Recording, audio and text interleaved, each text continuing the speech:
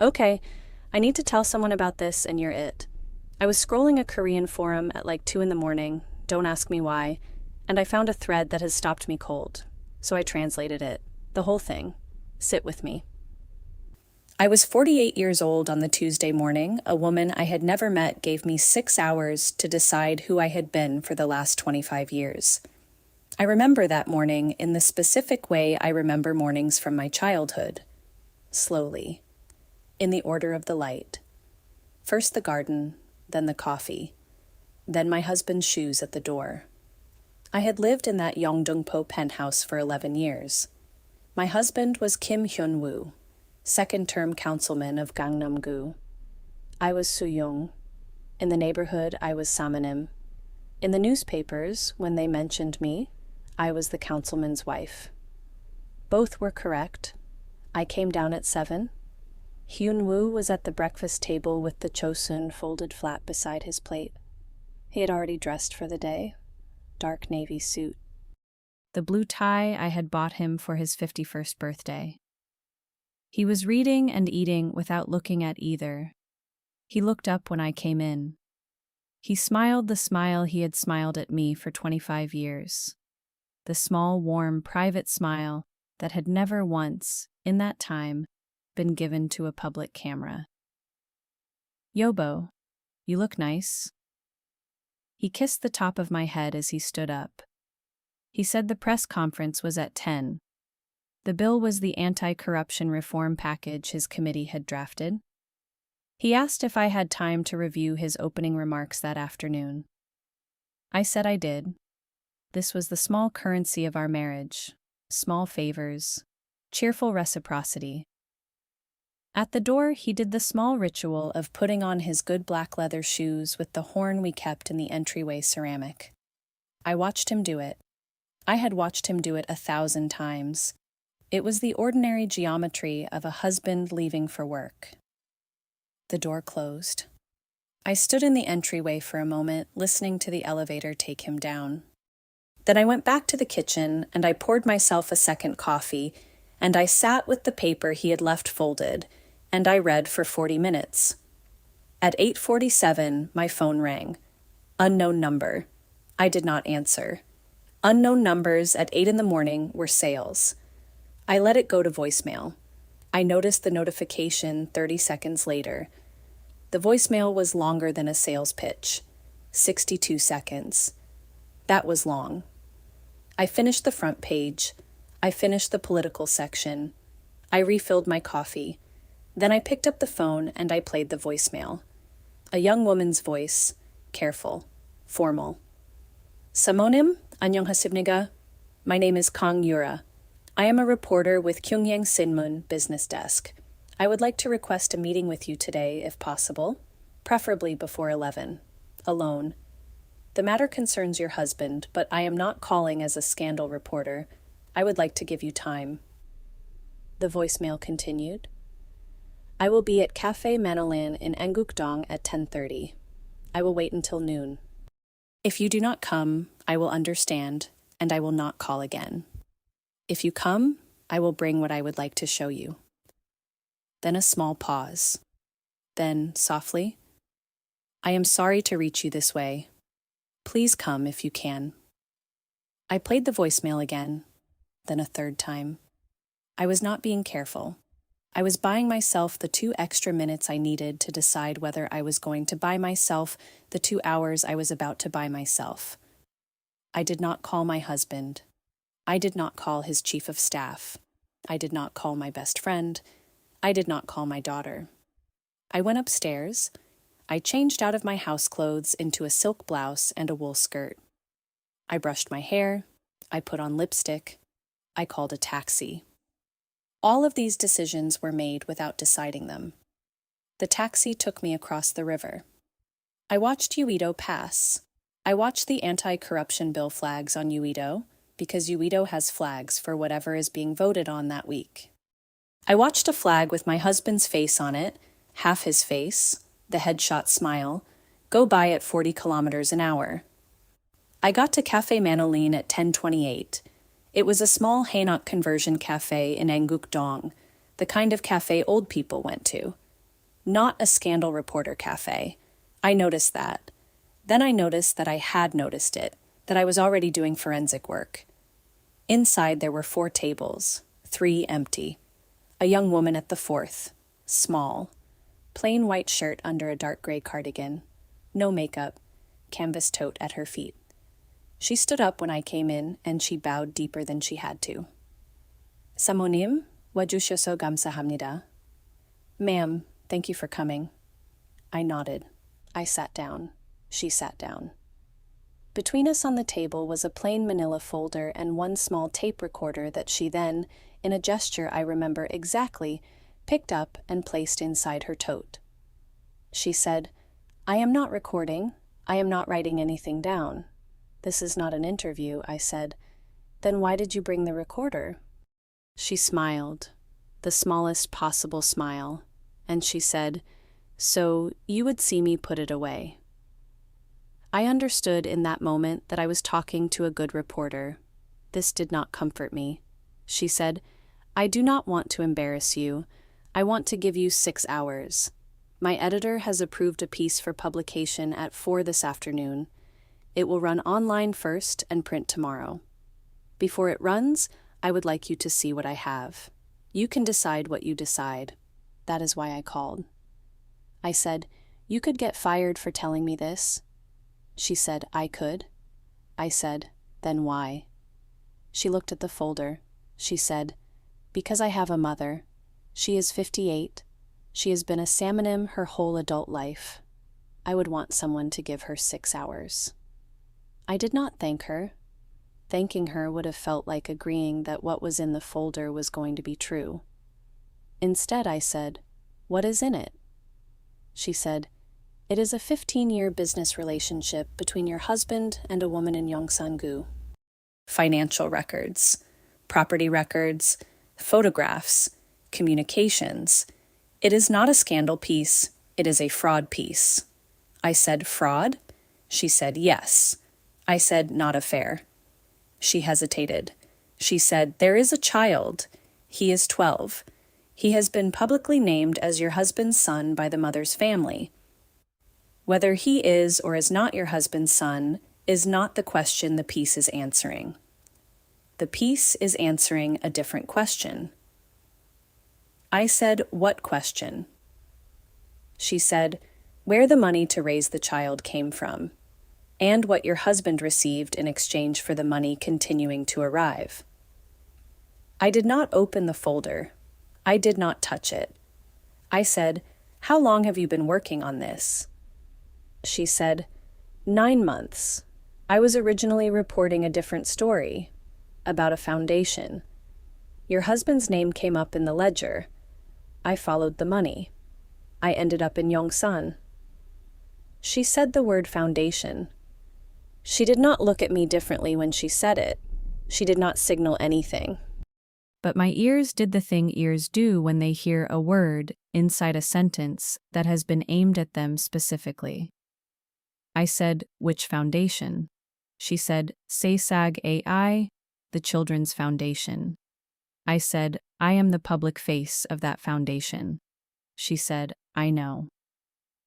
The 4 seconds after she said I know were 4 seconds in which I understood that I had walked into a meeting that was not about my husband. It was about me. The invitation had been for me. She was watching me hear that. She was not enjoying it. She was giving me time to hear it. I said, are you going to name me in the piece? She said, not by name, as the councilman's wife. Your legal name will not be printed. Your photograph will not be published. I said, but everyone will know. She said, yes. Everyone who reads the piece will know it is you. I said, and you are giving me 6 hours to do what, exactly? She said, whatever you decide. I am giving you the folder. I am giving you time to read it. What you do at 3:59 is not my business.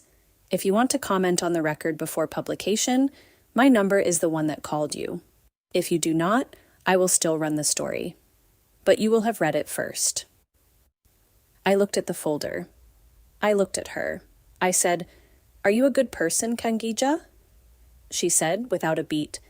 I do not know, but I am trying to be. I picked up the folder. It was heavier than I had expected.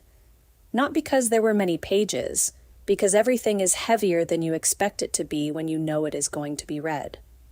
I stood up. She stood up. I bowed to her. A proper, measured bow. The bow of a salmonym to a young woman she is choosing to respect. She bowed back deeper. Neither of us said thank you. Neither of us said goodbye. I walked out of the café at 10:52. I did not take a taxi home. I walked. From Anguk-dong, I walked north through Bukchon, through the narrow alleys of the Hanok village, and I did not look at any of it. My phone was in my bag. The folder was under my arm. I walked for 40 minutes. I do not remember any of that walk. I arrived home at 11:42. I went into my home office. I closed the door. I locked it, a thing I had not done in 15 years. I opened the folder. On top was a single sheet, a summary, not a legal summary, a reporter's summary, plain sentences, no adjectives, no rhetorical structure. Just what, when, how much, and where verifiable. I read it once. I read it twice. I set it face down on the desk. I stood up. I went to the small refrigerator in the corner of my office, and I took out a bottle of water. I drank half. I put the bottle down. I sat back down. I turned the summary over. I read it a third time. The summary named 3 things. The woman in Yongsan-gu, whose name was Lee Seo-jin. The child, whose name was Lee Min-jin. And the mechanism, whose name was Sayesag AI. Below that, 14 years of transactions. Below that, my initials on a request for disbursement form dated April 2011. 14 years. April 2011. I would have been 34. I would have been at the foundation for exactly 1 year at that point, brought in by my husband after his first council campaign as a warm face for a warm cause. I had signed everything my assistant put in front of me at every board meeting for 14 years. I had never once read a disbursement form line by line. I turned the page. Behind the summary was the ledger. 12 outbound payments in 14 years. All to a non-profit shell called Sehimang Jaedan, New Hope Foundation. All flagged as beneficiary disbursements to a legitimate-sounding orphan program in Gyeonggi. All of them, according to Yura's marginal notes, going through Sehimang into a chain of accounts that terminated in Lee Seo-jin's residence in Yongsan-gu. Amounts varied. Some 3 million won, some 15 million. One in 2019, the year my husband ran for his second term, was 80 million. The 80 million won payment was dated 10 days before he formally announced his re-election bid. I understood, before I read the next page, what the shape of the story was. My husband had inherited a mechanism. Someone had built it before him. He had walked into a marriage, into a house, into a foundation, into a political career that already had the plumbing. The Yongsan woman was the plumbing. The child was the plumbing. My foundation was the plumbing. I did not, in that moment, feel any of the emotions I would have predicted I would feel. I did not cry. I did not shake. I did not throw the folder. My hands, when I lifted them from the desk, were completely steady. My breathing was normal. This is a thing that happens sometimes. The body waits. I turned the page. Behind the ledger was a photograph, a gala, a ballroom, 4 years ago. The Shilla Hotel. I recognized the columns. My husband at center in a black tuxedo. To his left, a woman in a champagne silk dress. I did not immediately recognize her. My eyes moved past her. Then they came back.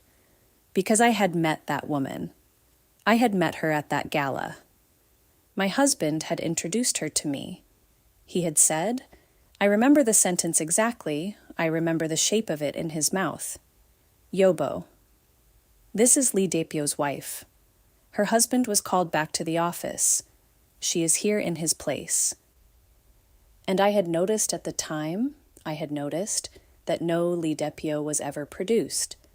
Not at the cocktail hour, not at the dinner, not at the after drinks. His wife had stayed for the full evening, alone. I had noticed. I had, for 3 days after that gala, wondered about it. Then I had stopped wondering. This is the sentence I would like you to hear carefully. I noticed. I wondered. I stopped wondering. That was the choice. That was the 15-year choice, arriving to me now in one small, stopped wondering 4 years old, waiting for me to admit it. I set the photograph down on top of the ledger. I sat for a minute. I stood up. I went to my small refrigerator. I took out the water. I drank the rest of the bottle. I sat back down. I turned the page. The next document was a birth certificate. Lee Min-jin, born 2013. Mother listed, Lee Seo-jin. Father listed, unknown. Attached to it, in Yura's marginal notes, 3 separate documents from 3 separate offices where the child had been informally introduced by my husband as his own. A school registration, a hospital emergency contact form, a private club membership application.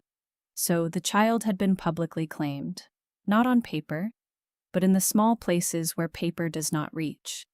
My husband had walked into a hospital emergency room somewhere at some point and had said, with his own voice in his own name, "This is my son." Under the birth certificate section was a memo, Yura's summary of the paternity question. The relevant sentence, "The public claim of paternity may be strategic." Lee Min-jin is the son of a deceased official whose corruption case remains unresolved. Kim Hyun-woo may have assumed the role of paternal cover to preserve his own operational continuity with Lee Seo-jin.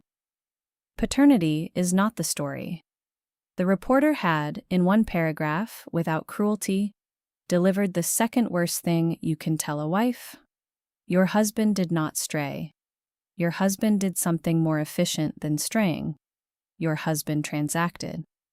I turned the page. Property records. Lee Seo-jin owned a 200 square meter apartment in Yongsan-gu. Purchased 2012. Deed in her name. Financed by, I read it 3 times to be sure, by Saisag I Jadan as a welfare housing grant to a beneficiary family. My foundation had bought that apartment. I sat back. I looked at the ceiling. I said, out loud, to no one, "You have to be joking." I do not remember the last time I had said those words aloud in an empty room. I am not a person who speaks to empty rooms. I do not know who I was speaking to. I lowered my head. I turned the page. Photographs of the apartment, not surveillance photographs. Real estate photographs from a listing that had been briefly, quietly listed and then withdrawn 8 months ago. The apartment was elegant. The bedroom had good light. There was a child's room. Blue walls. A poster of a Korean baseball player on the wall. Lee Jung-hoo. I looked at the child's room. I could not stop looking at it. Because a 12-year-old boy had been living there. A real 12-year-old boy who liked baseball. Who was not, at this moment, aware that his life was about to be rearranged by a piece of paper being read by a woman he had never met. This is, I would learn later, the specific thing that separates people.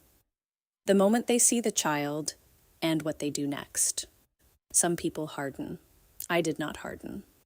I said quietly, "Gu einen." Well, Gu einen musen jaya. That child? What is that child's crime? I turned the page. Communications. Yura had highlighted only 3 exchanges, from a much longer thread. These 3 marked sufficient. I read them. They were plain. Not affectionate, not tender. 2 working adults in Korean business register, coordinating logistics. Wednesday works. Send the boys' soccer schedule by Sunday. Please tell Kim Wai-won the March amount was received late. Kim Wai-won. Councilman Kim. She did not call him Hyun-woo. She did not call him Appa. She did not call him Yobo. She called him by his title. 15 years. In every message I could see, she called him by his title. This was not a mistress. This was a business partner acknowledging a functional relationship. I remember thinking, clearly in a clean sentence, this is somehow worse. I did not know why it was worse. I only knew it was. An affair I could have understood. An affair had shape. An affair had grief and desire and a bad decision and a person. This was administrative. I checked the time. It was 12:12. I had been reading for 30 minutes. Publication was in 3 hours and 48 minutes. I had not called my husband. He had not called me. My phone was silent on the desk beside the folder. I called him. I dialed. His secretary picked up on the third ring. Her voice was the pleasant, careful voice of a councilman's office at midday. She said, "Simonim, how may I help you?" I said, "Please tell Councilman Kim I need to speak with him. Now." The secretary hesitated. She said, "The councilman is in a lunch meeting until 1:30. He specifically requested no interruptions." I said, "Please interrupt him." She said, "Simonim, I said, "Please interrupt him. This is not a question." The secretary said she would try. I said, "Thank you." I hung up. I set the phone on the desk. I waited. 2 minutes passed, then 5, then 10. The phone did not ring. At 12:28, the phone lit up. Not my husband. His secretary. Text message. Samonim. Councilman Kim will return your call at 2:30 when his lunch concludes. He asked me to convey that he loves you very much. Secretary Park. I read the message twice. I set the phone face down. I did not respond. I sat for a while and I understood something specific. My husband was not coming to the phone because he had been briefed. Somewhere between 8:50 and 12:28, someone had told him that Kang Yura had met with me at Café Manolan. He was in a lunch meeting with his lawyers. He was already in defensive posture. He was not calling me because he did not yet know what to say. Which meant, I realized, that Yura's editor had known Yura was going to meet with me, and that the news had traveled from the paper to my husband's office in the course of the morning. Which meant that the paper had been in some kind of communication with my husband's people for at least a few days. Which meant Yura's story had already been fought over before it reached me. Which meant that the 6 hours were not, in fact, 6 hours. They were something else. They were the last time slot in a longer negotiation I had never been part of. The article might not run. The paper might spike it. My husband might make it disappear. Yura had come to me, with the folder, because she thought this might be the outcome. Yura had come to me because she thought her own paper was going to bury the story, and she had wanted me to have read it before it was buried, so that at least one person in the world, outside her, her editor, and the men who would kill the piece, would know. I turned the page. There was one more section, a wedding memo. 2 years ago. My daughter Haeun's wedding. A 5 million won cash envelope had been delivered to the gift table at the reception, without a sender name, marked only with a small folded note in a woman's handwriting. The note had read, "Errol Wihai, for the child." I remembered the envelope. I remembered opening it. I remembered laughing at the note. I remembered thinking it must have been from an elderly relative who was shy about signing and had assumed my grandson, Haeun's baby, 6 months old at the time, was the child. I had assumed it was for my grandson. I had given the envelope to Haeun. Haeun had put the 5 million won into her son's future education account. I read Yura's marginal note. believed to have been arranged by Lee Seo-jin as a routine maintenance transfer to Min-jun. Delivered to the wrong household by an intermediary who did not know the daughter's wedding was that weekend. The amount was consistent with the March 2022 maintenance payment window. The envelope had been meant for the other child. It had been received by my child. My child had, unknowingly, put my husband's cover son's monthly maintenance money into her own baby's college fund. I stood up. I walked to the window. My office window looked out over the Han River. It was noon. The river was silver in the specific, quiet noon light of an autumn Tuesday. Small ferries were moving. A jogger was on the promenade below. The world was doing its ordinary business. I stood at the window and I thought about my grandson. He was 18 months old now. He was walking. He said a small number of words. He said halmoni, which is grandmother, when he saw me. I thought about the fact that a small amount of the money he would eventually use to attend some future university had been intended, unknowingly, to feed a different child. I did not, in that moment, know what to do with that fact. I still do not. I turned away from the window. I went back to the desk. I closed the folder. I placed my hands flat on top of it. I sat like that for maybe 2 minutes, not thinking, only present. Then I picked up the phone. I called my foundation office. I asked to be put through to my assistant, CEO Mira. Mira had been my assistant for 12 years. She was 41 now. She had been 31 when I hired her. She had a small son. Her handwriting was on many of the disbursement forms in the folder. Mira came on the line. She said, "Samonim, I was just about to call you about the 2 o'clock board meeting." I said, "Mira, I need to cancel the board meeting today. I am not feeling well. Please move it to next Tuesday. Please inform the board." There was a small pause on the line. In 12 years, I had never once canceled a board meeting. Mira said carefully, "Samonim, are you all right?" I said, "It is only a migraine. I will be fine tomorrow." Mira said, "Of course. I will handle it. Please rest well." Then Mira said one sentence more. "Samonim, if you ever need anything from the office, please ask." Even something unusual. She said the word unusual with a specific weight. She said the sentence in a specific way. Then she said, "Feel better," and she ended the call. Mira knew. Mira had known. Mira had probably known for years. 12 years of being the person who put the papers in front of me. 12 years of watching me sign without reading. Mira knew what she was witnessing. Mira had, in her way, just told me, "I have been carrying this for you. If you decide to do something, I can help." I set the phone down. It was 12:41, 3 hours and 19 minutes until publication, if the piece was going to run. 2 hours until my husband's promised callback. Undefined time until my life stopped being the life I had been living. I opened my calendar app.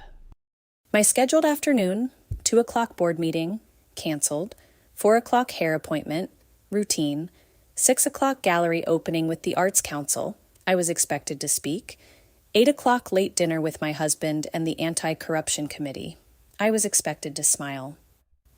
I opened the hair appointment, I canceled it. I opened the gallery opening. I sent a message to the Arts Council secretary. I regret I cannot attend tonight. A family matter has come up. Please offer my apologies. I opened the anti-corruption dinner. I did not cancel it. I put my phone face down. Then I stood up. I unlocked the office door. I walked out into the hallway of my own apartment. I went into the master bedroom. I stood in front of my closet, a walk-in closet, the closet of a 50-year-old Korean councilman's wife with more silk than a person needs, and I opened it. On the top shelf were 3 suitcases, a small carry-on, a medium check-in, a large family vacation size. I stood looking at the 3 suitcases. 2 of them had traveled to Europe last summer. The third had not been off the shelf in a year. I was not, at that moment, deciding to leave. I was not, at that moment, deciding anything. I was only looking at the suitcases the way you look at a shoreline when you are not yet sure you will swim. I turned. I went back to my office. I sat down at the desk. I opened the folder again. I turned to the ledger. I read the 12 outbound payments once more, slowly. I noted the dates. I noted the amounts. I understood, on a second reading, what I had failed to fully understand on the first. The 12 payments corresponded exactly, I checked against the calendar in my phone, to 12 foundation board meetings over 12 years. Each disbursement had been signed during a meeting. Each meeting had been the third Wednesday of a specific month. I could see the pattern only because I was looking for it. 12 payments, 12 board meetings. 12 times I had sat at the head of a beige carpeted conference room in a beige suit and had chaired a meeting and had signed papers. Mira slid to me while a caterer served green tea. 12 times over 12 years. This was not the mechanism doing something. This was me doing the mechanism. I sat for a long time with that sentence. I did the mechanism. I did not do it consciously. I did not do it knowingly. I did not do it well. But there was no version of the sentence where I could say I had not done it. I stood up. I went to the closet. I took down the medium-sized suitcase. I carried it into the bedroom. I set it flat on the bed. I did not open it yet. I stood next to it. I looked at it. I said quietly, to no one, "Okay?" The phone rang. I walked back to the office. I looked at the screen. My husband. I let it ring twice. I picked it up. I said, "Yobo." My voice was completely normal. He said, "Yobo, I am sorry I could not take your earlier call. Are you all right? Secretary Park said you sounded urgent." I said, "I had a migraine. It has passed. I canceled the board meeting. I also canceled tonight's gallery opening. I hope you do not mind." He said quickly, too quickly, "Of course. Take care of yourself. Do you need anything?"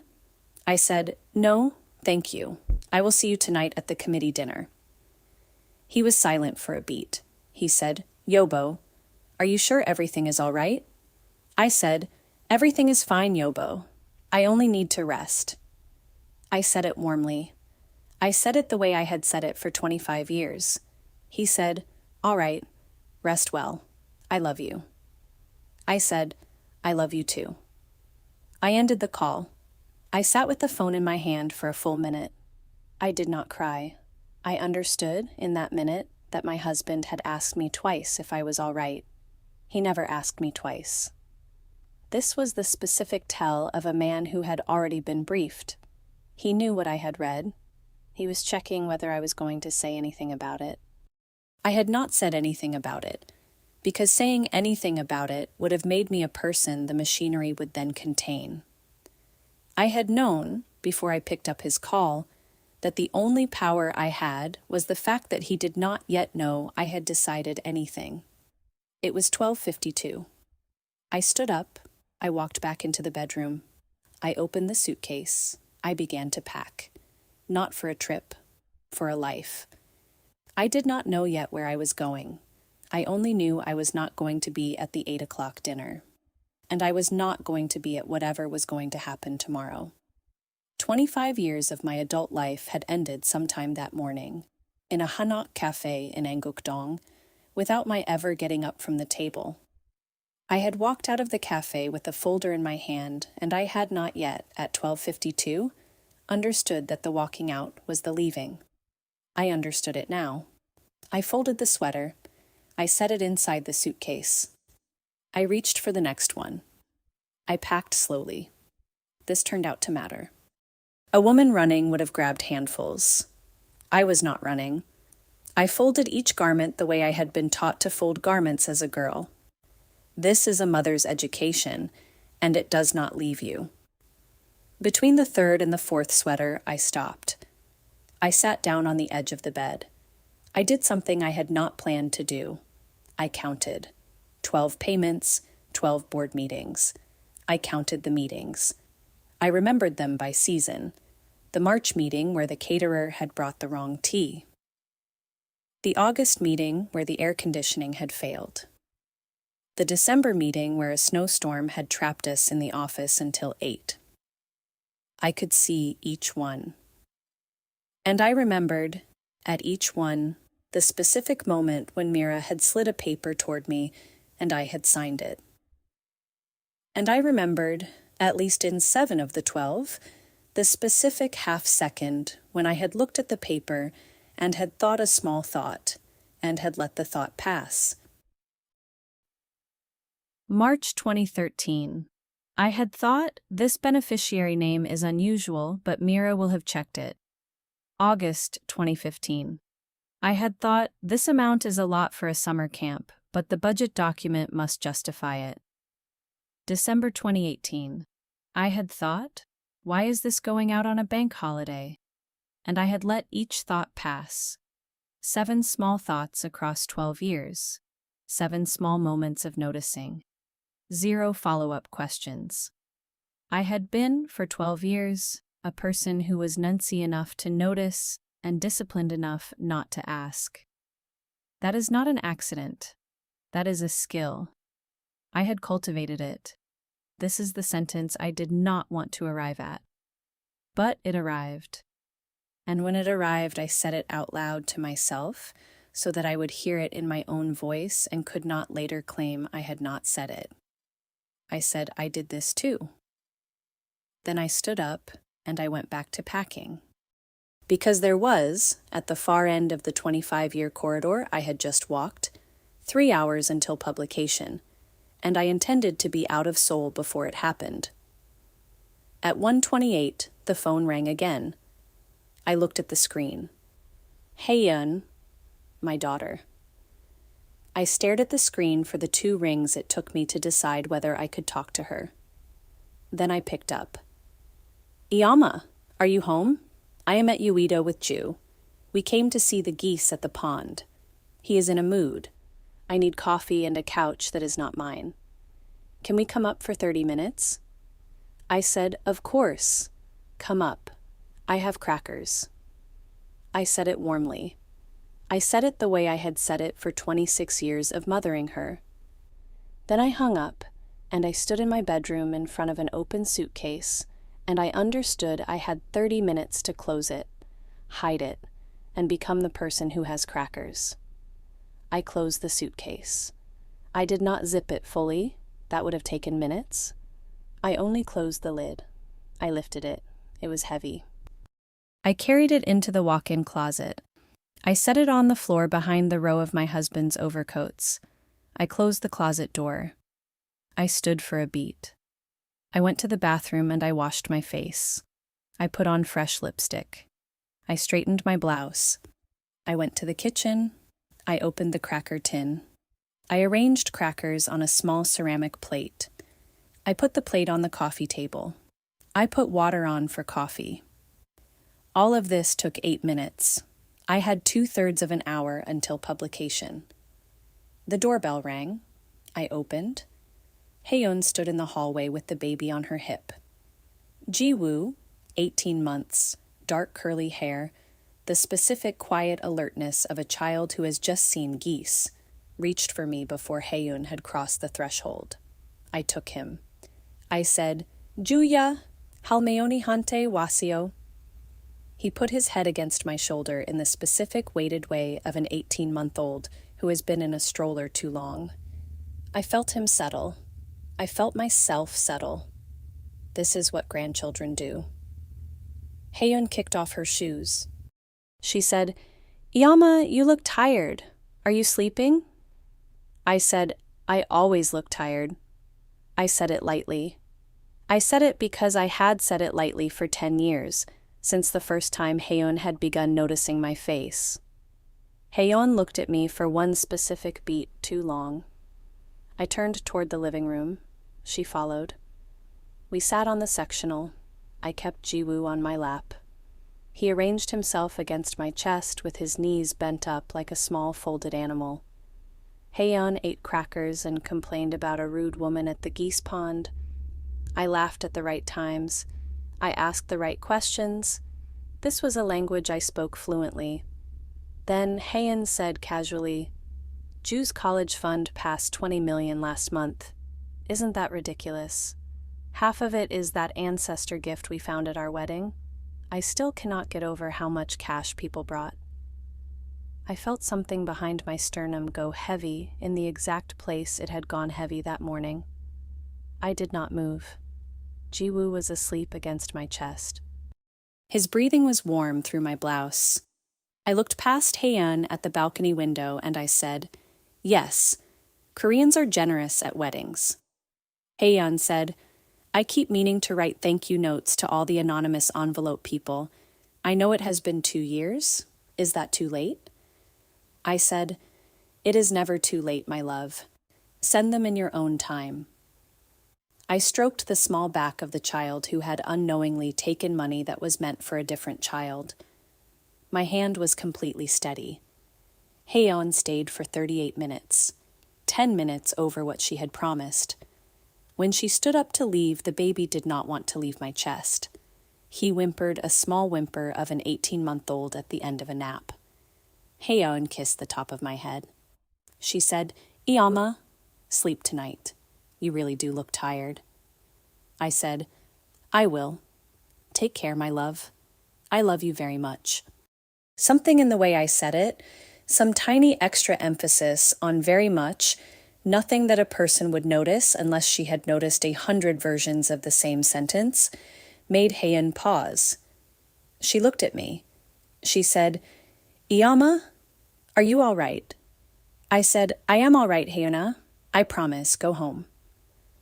I smiled the smile a mother smiles at a grown daughter she is choosing not to burden. Haeyeon looked at me for another beat. Then she nodded. She left. The door closed. I walked back to the living room. I sat down on the sectional in the small warm depression Haeyeon had left in the cushion. I sat there for exactly 2 minutes. I did not cry. I did not move.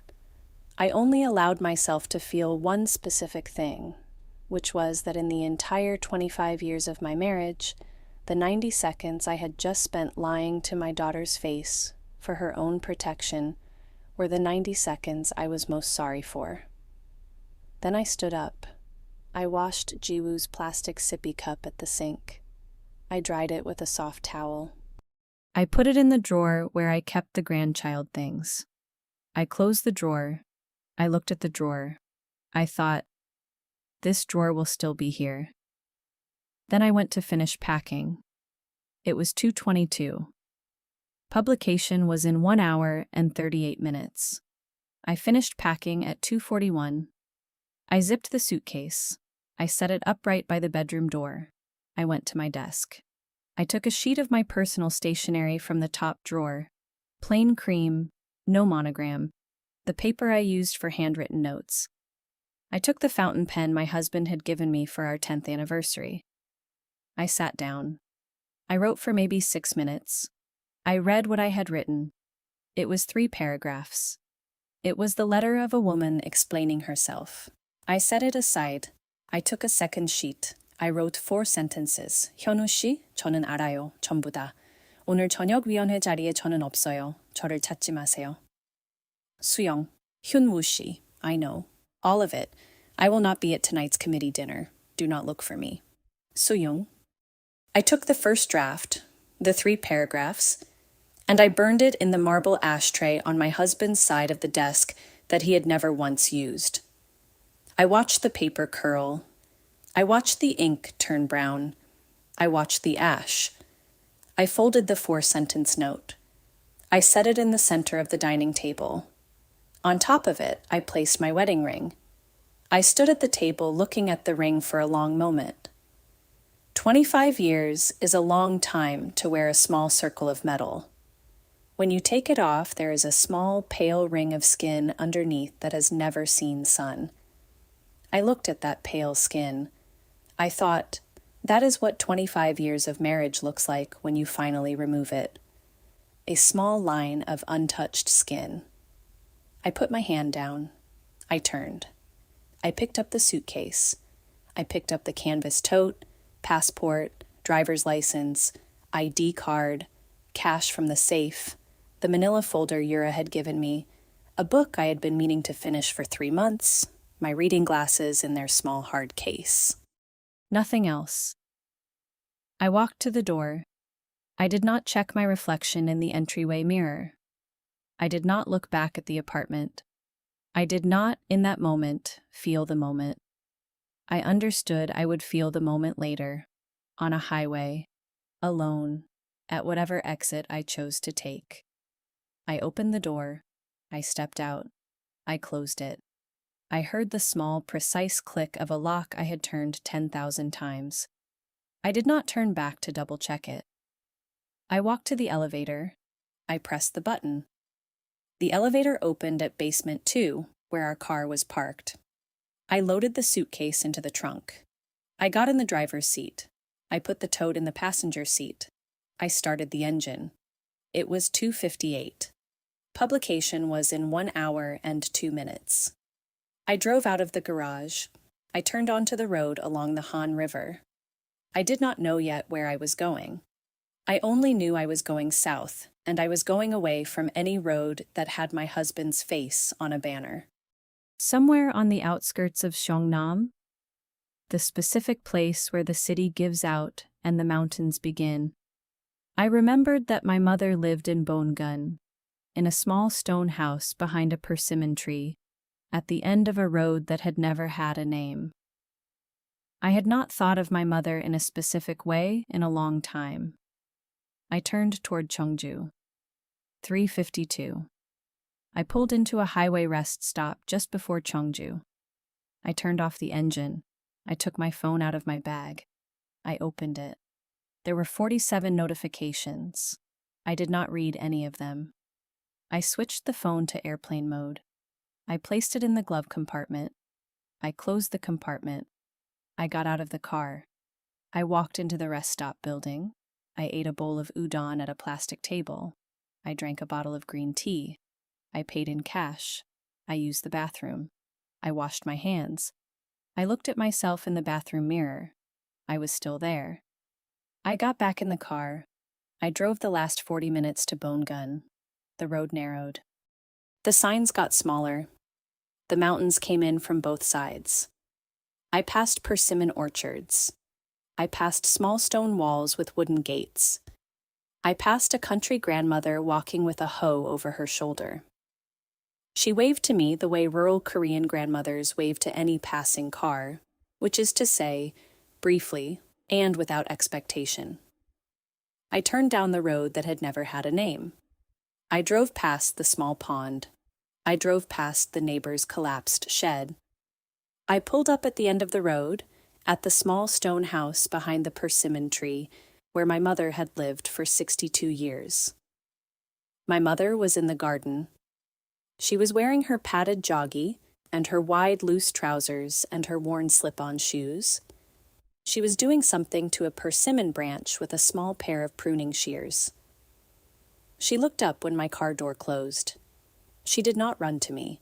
She did not raise her voice. She did not ask why I was there. She looked at me across the small dirt yard for a beat. She said, "Neo waskuna." You came. Then she went back to the persimmon branch. I stood by the car. I did not move for a full minute. I understood in that minute that my mother had known something was wrong for a long time. She had not asked. She had known. She had waited. She had pruned her persimmon tree year after year, and she had waited. I got my suitcase from the trunk. I carried it across the yard. My mother did not offer to help. This was not unkindness. This was my mother, who believed that a daughter carries her own bag into her own mother's house. I set the suitcase on the wooden step of the small entryway. I took off my shoes. I went inside. Inside was the same house I had grown up in. the same low wooden table, the same television on the same wooden cabinet, the same 3 photographs on the wall. My father, dead 22 years. My brother, dead 13 years in a construction accident. Me at 23, at my university graduation.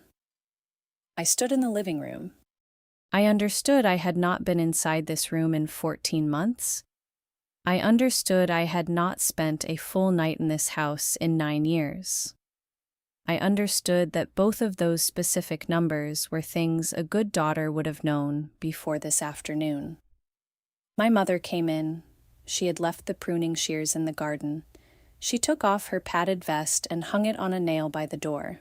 She did not look at me. She said, "Bab meo gosni." "Have you eaten?" I said, "Ne, eoma, yugeso sa udon." "Yes, mother, udon at a rest stop." My mother said, "That is not eating." She went into the kitchen. She began to move pots. I understood I was going to be fed regardless. I sat at the low table. I did not offer to help. This was the small, correct etiquette of a daughter who has come home. When your mother is cooking for you, you sit. 20 minutes later, my mother put in front of me a bowl of hot rice, a bowl of doenjang jjigae with pumpkin, a small dish of last summer's cucumber kimchi, and a small dish of dried anchovies. She sat down across from me. She said, "Meojeo, eat." I ate. I had not thought I was hungry. I ate everything in the bowl. I ate everything in the small dishes. My mother watched me eat without speaking. When I was almost finished, she said, "Gug deo julka." "More soup?" I said no. She said, "Kre." "All right." I set my chopsticks down. I said, "Yomma?" She looked at me. I said, "저 며칠 있어도 돼요." "May I stay for a few days?" She looked at me for a beat. Then she said, "내가 언제 집에 올까 하고 궁금했어?" I was wondering when you were going to come home. I did not cry. I looked at my mother's face. I looked at the small, pale scar over her left eyebrow that she had gotten falling off a bicycle when she was 12. I looked at the fine lines at her mouth.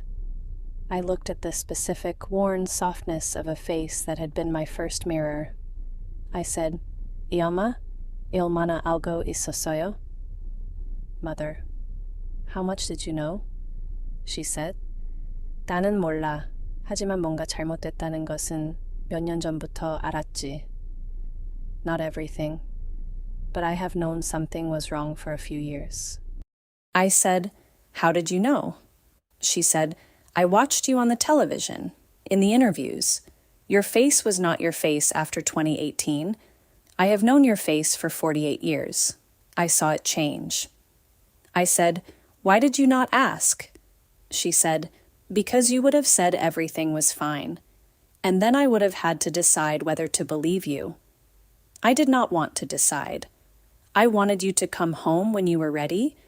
I have made this soup every Wednesday for 6 years, in case."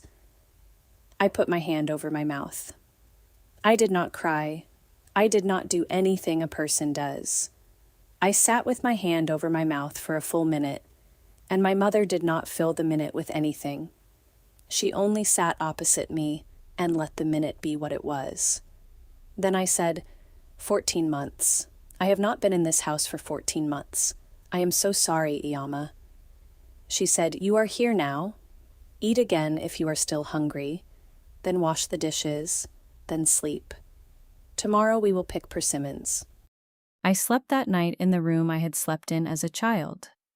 The mattress on the ondol floor. The specific brown ceiling I had memorized at 14. I slept 11 hours. I did not dream. In the morning we picked persimmons. My mother taught me, again 40 years later, how to twist the fruit off the branch so that the small cap of leaves stays with the persimmon. She was patient with me. I remembered, halfway through the second tree, that she had always been patient with me. On the 4th day, my mother taught me how to make her doenjang jjigae with pumpkin, properly with the specific ratio of paste and water and pumpkin cubes and dried anchovies that had been my grandmother's ratio. That had come to my mother, that would come to me. This is one of the small, unbroken chains in a family. On the 6th day, I turned on my phone for exactly 7 minutes. I skipped all the messages from my husband. There were 23. I read the message from my daughter. 1. Sent Tuesday evening at 8. 엄마 걱정돼요. 전화 주세요. I sent her a message back. Hayun A. I am with Halmoni.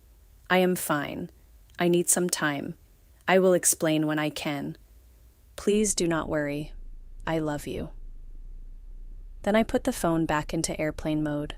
On the 8th day, my phone lit up during the 7 minutes with a message from a number I did not know. It was Kang Yura. Samonym. My editor spiked the piece last Thursday. It is not going to run. I am not with the paper anymore as of Monday. I only wanted you to know. I am sorry. Why? I read the message twice. I sat with it for the rest of the 7 minutes. Then I typed back, in the specific plain register of a samonym who has stopped being one, Kanggijanim. Thank you for telling me. I am sorry it cost you your position. If you ever need anything from me, please write. S. I sent it. I turned off the phone. So, the story was dead. The system had absorbed it. My husband had, somewhere between Tuesday morning and Thursday evening, made whatever calls were necessary. Chamyon had closed the case. The mechanism would continue. Lee Seo-jin would keep the apartment. Minjin would keep the school registration. My foundation would keep making 12 payments a year. I sat with that for a long time. I understood, clearly, without performing the understanding for anyone, that the world I had left was going to continue exactly as it had been. My decision to leave had changed nothing about it. My decision had only changed me. This was, I would come to understand later, the specific shape of the reckoning that had been available to me. Not a reckoning that saved the child, not a reckoning that punished the husband, not a reckoning that changed the mechanism. Only a reckoning that let me stop being the mechanism's face. I sat until the sun went below the mountain. My mother came out. She sat on the step beside me. She did not ask what the message had been. She said, "Persimmon." She held one out. I took it. We sat and ate 1 persimmon each on the step of the house I had grown up in. The persimmon was cold and sweet. It was maybe the best thing I had ever eaten. On the 14th day, my mother said, "You should call Haeyun. It has been long enough. Tell her where you are. Tell her when you are coming."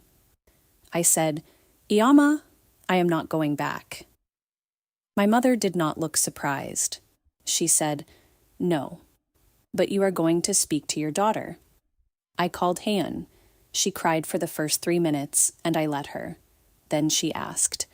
I told her the shape of it, not the details, not the ledger, not the child. Only, your father has been running a 15-year fraud through my foundation, and I have decided I cannot go back to being the person who signs the papers. Haeyun was quiet for a long time. Then she said, "Iama, are you safe with Halmoni?"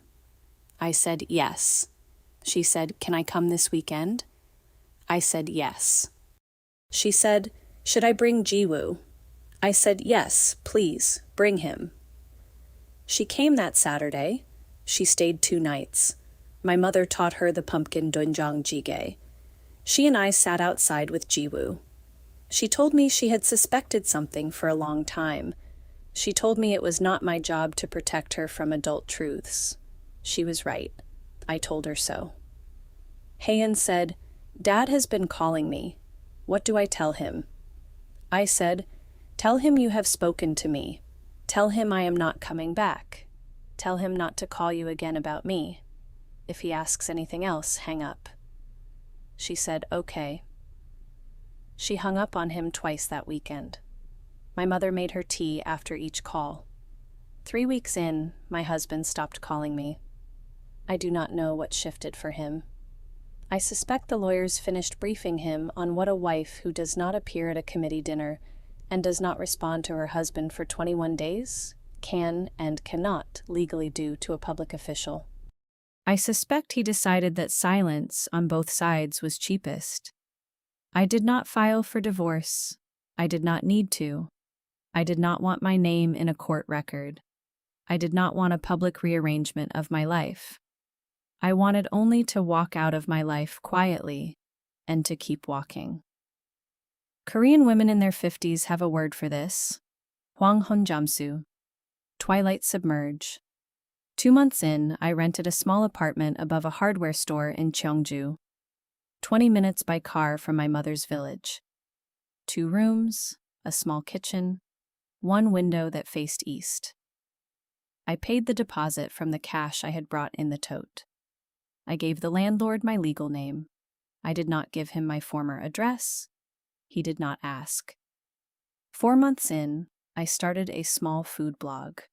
Not under my name, under a pseudonym, Chegsang AP Buyok, the kitchen at my desk. I posted recipes and photographs and small essays about food I made with what my mother had taught me. It had 6 readers for the first month, 12 for the second. I did not need it to grow. I only needed to write. 7 months in, Mira called me. She had left the foundation. She had taken a position at a small independent auditing firm. She said, "Salmonim, I am no longer allowed to call you that. What should I call you?" I said, "Sooyoung, just Sooyoung." She said, "Sooyoung-si, please let me know if there is ever something I can help you with. I know things I did not know I knew."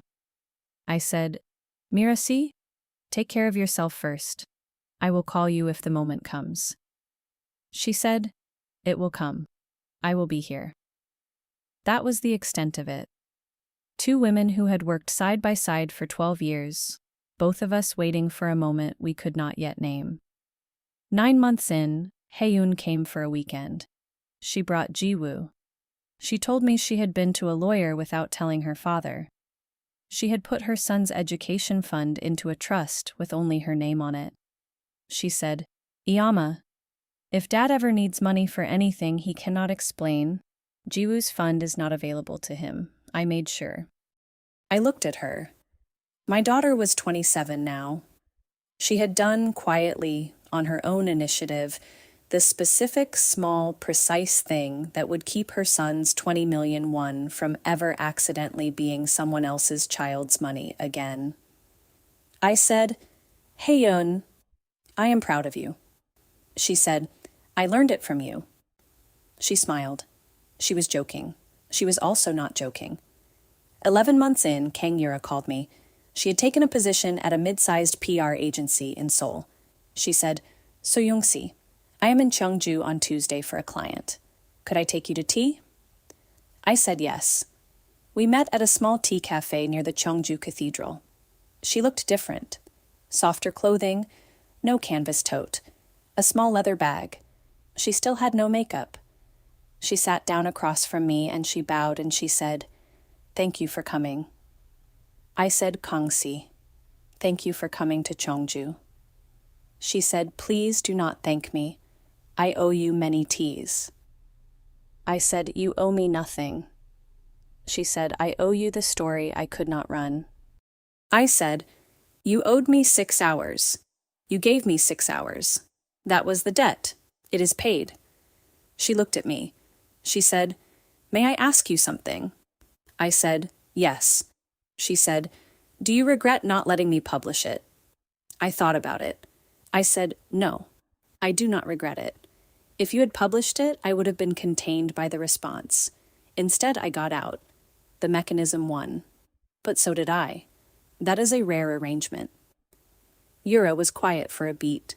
She said, "Sooyoung-si, if it is not too much to ask, would you tell me, one day, on the record when you are ready, the parts of this you know that I do not know? Not for a story, for a book. I am writing a book about foundation-based political laundering. There are 7 women I want to interview. You are one. I said, not now. She said, of course. I said, ask me again in 2 years. She said, I will. She reached into her small leather bag.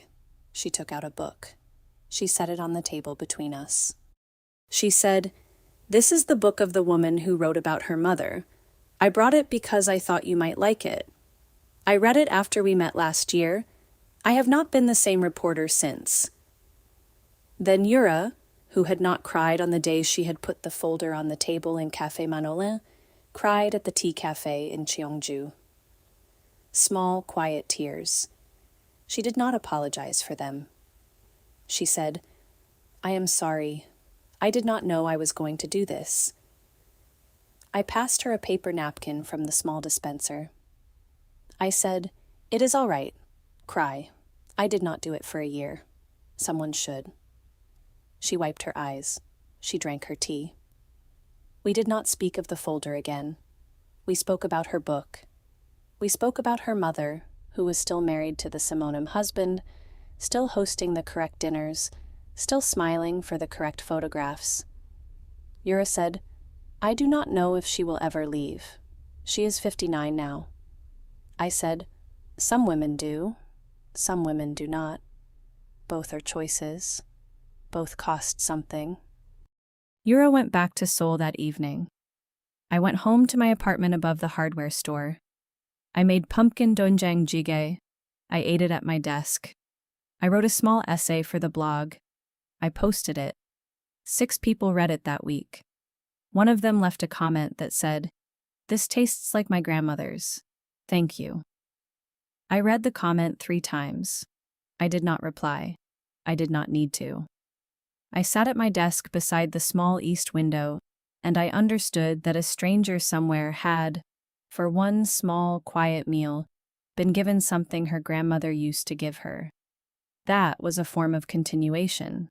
That was perhaps the only form of continuation that had ever mattered. I closed the laptop. I washed my bowl. I went to bed. I slept 8 hours. I woke at 6 the next morning. I made tea. I sat at the window and I watched the sun come up over the small city.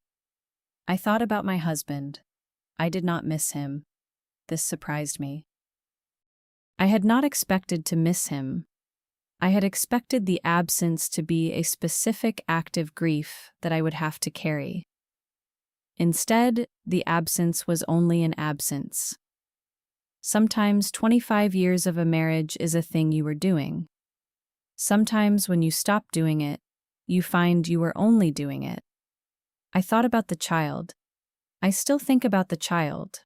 Every day. Minjun is 13 now. I do not know if he still likes baseball. I hope his life is calm. I hope Lee Seo-jin is a good mother. I hope no one has told him that a woman he has never met once carried him in her thoughts. Some love travels without a return address. Some love has to. People ask me sometimes, my mother's neighbors, Mira, the woman who runs the small hardware store below my apartment, what happened?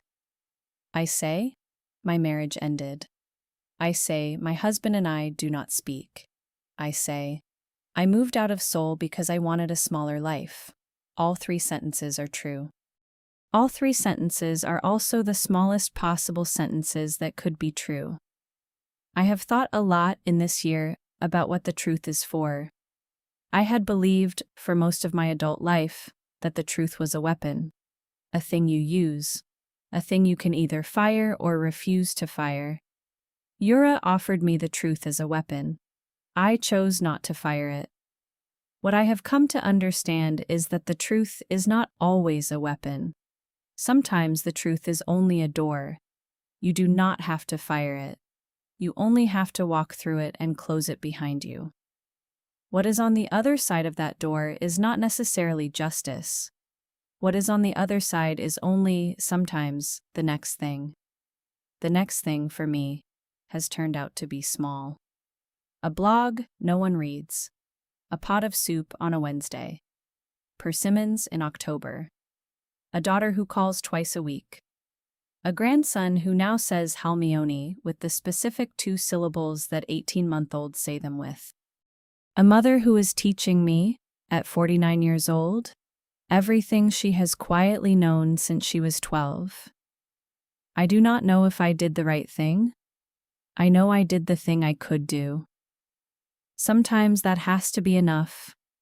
Sometimes, for the women who came before us, and the women who will come after us, it has to be more than enough. It is the sentence I would like to leave you with. I did the thing I could do. So can you. Yeah, that's the one I couldn't sleep through. I'll see you next week.